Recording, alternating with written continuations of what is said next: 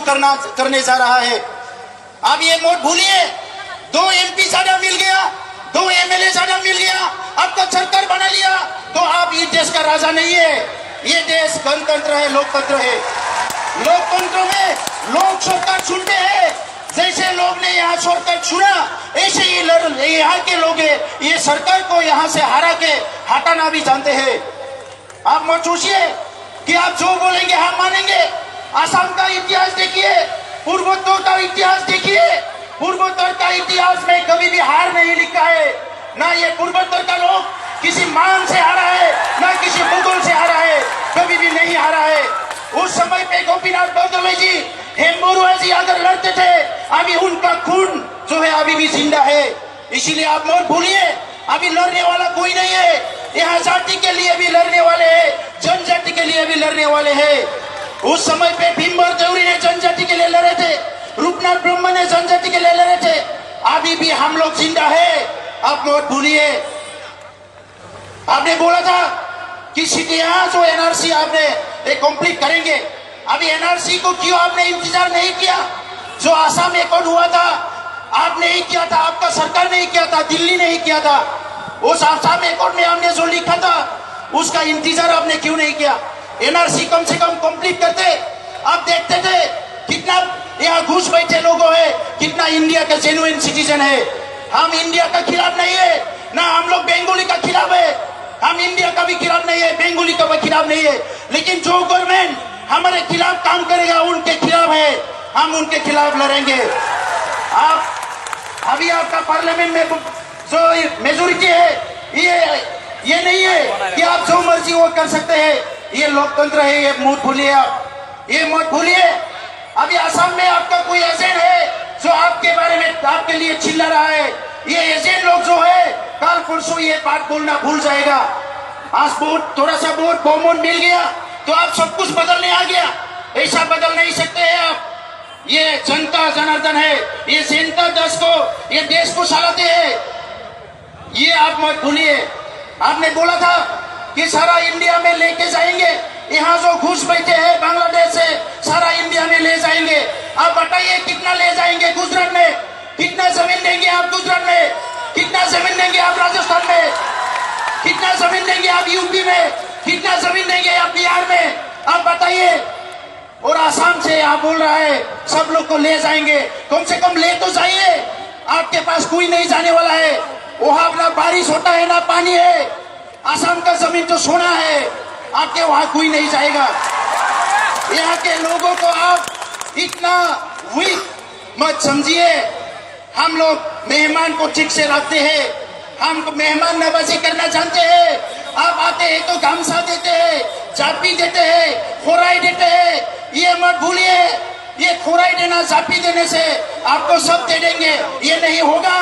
ये जमीन हमारा है, ये जमीन हमारा है। इसीलिए ये सीटा बनिए आसाम से। आप आने वाले पार्लियामेंट में ये बिल पास नहीं करेंगे। और जो भी आपने योजना बनाया, जो भी पॉलिसी बनाया, ये जल्द से जल्द विथड्रॉ कीजिए, नहीं तो ये मूवमेंट चलता रहेगा। हम किसी का खिलाफ नहीं है, लेकिन जो गवर्नमेंट पॉलिसी, जो गवर्नमेंट का बिल, जो गवर्नमेंट डिसीजन हमारे खिलाफ है, हम इसको कभी नहीं मानेंगे। मरते दम तक इसका खिलाफ करेंगे। कोई हमारा साथ दे या ना दे, आप लोकतंत्र का इज्जत को भी आप समझा नहीं। जिस पार्लियामेंट में बीजेपी और छोटे मोटे कुछ दलालों को छोड़ के बाकी सब पार्टी ने अपोज किया था, ये बिल मत लाइए, लेकिन आपने बिल लाके ये साबित कर दिया कि आप एक डेमोक्रेसी का कोई अच्छा डेमोक्रेसी को चलाने का लायक आप लीडर नहीं है। डेमोक्रेसी में डेमोक्रेसी को समझना पड़ेगा, लोकतंत्र में लोकतंत्र को समझना पड़ेगा। अगर आप हमारे लिए नहीं सोचेंगे, हम आपके लिए नहीं सोचेंगे। तो इसीलिए आपके पास आज पावर है, आप गवर्नमेंट चला रहा है, आपके पास पुलिस है, आर्मी है, लॉ है, वकील है, आप कुछ भी कर सकते हैं। इसका मतलब ये नहीं है हम जनता सुख बैठेंगे। तो इसीलिए हमारे ये सट्टा बनी है आसाम से। आप जितना भी पॉलिसी लिया है, हमारे आसाम के उत्तर पूर्वोत्तर के जाति जनजाति को आप खत्म करने का जो भी पॉलिसी लिया है, ये जल्द से जल्द विथड्रॉ कीजिए, नहीं तो इसका जो नतीजा होगा ये कभी भी बीजेपी के लिए अच्छा नहीं होगा। ये आप समझ लीजिए। ৰাইজ বেছি কথা নকওঁ, সকলো জানে, সকলো সংগ্ৰাম কৰিবলৈ আহিছে, সংগ্ৰাম কৰি জীয়াই আছো, সংগ্ৰাম কৰি জীয়াই থাকিব লাগিব। সেইকাৰণে মই কৈছো, সেই সময়ত গোপীনাথ বৰদলৈ, হেম বৰুৱা, বহুত ডাঙৰ ডাঙৰ নেতাবিলাক যুঁজি গ'ল, আৰু আজিৰ মানুহবিলাক যদি শুই থাকে এইটো নহ'ব।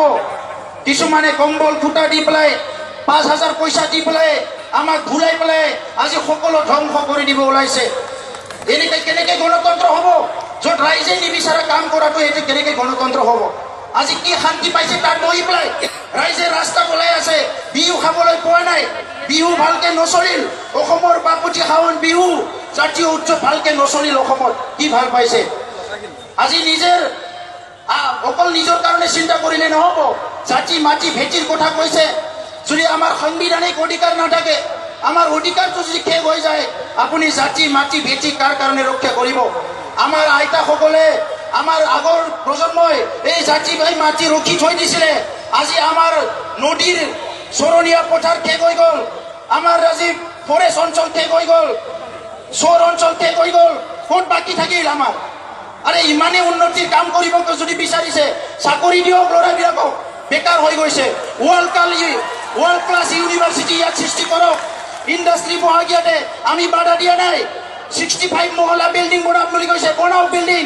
ব্ৰহ্মপুত্ৰৰ ওপৰত আৰু 10খন দলং দিয়ক, আমি বাধা নিদিওঁ। কেতিয়া ৰাইজে বাধা দিছে? আজি আপুনি সেইটো নকৰি পেলাই গোটেই তেল বিক্ৰী কৰি দিব, যিমান কাগজ কল আছে বিক্ৰী কৰি দিব, চব বিক্ৰী কৰিলে দেখোন কৰিলে কি? অসমৰ কাৰণে বাচিলে কি? গতিকে যিখিনি আছে এইখিনি ওলাই আহি ৰক্ষা কৰিব লাগিব ৰাইজ। পুনৰ সংগ্ৰামী অভিনন্দন জ্ঞাপন কৰি এই সংগ্ৰামত আমি আছো আৰু আমি সদায় থাকিম। আৰু এই সংগ্ৰামত মই আহ্বান কৰিম, অসমৰ ভাৰতৰ প্ৰকৃত নাগৰিক, আমাৰ ইয়াত বসবাস কৰা আমাৰ বঙালী ভাইসকলো যাতে সহযোগ কৰে, কিয়নো এই সংগ্ৰামটো বঙালীৰ বিৰুদ্ধে সংগ্ৰাম নহয়, কোনো বঙালী বিৰুদ্ধে সংগ্ৰাম নহয়, কোনো হিন্দী ভাষী কোনোবা দিল্লীৰ বিৰুদ্ধে সংগ্ৰাম নহয়। এই সংগ্ৰামটো নিজৰ ৰক্ষা কৰা সংগ্ৰাম। এইখিনি কথাকে কয় সকলোকে ধন্যবাদ জনাই মই বক্তব্য সামৰিছো। ধন্যবাদ।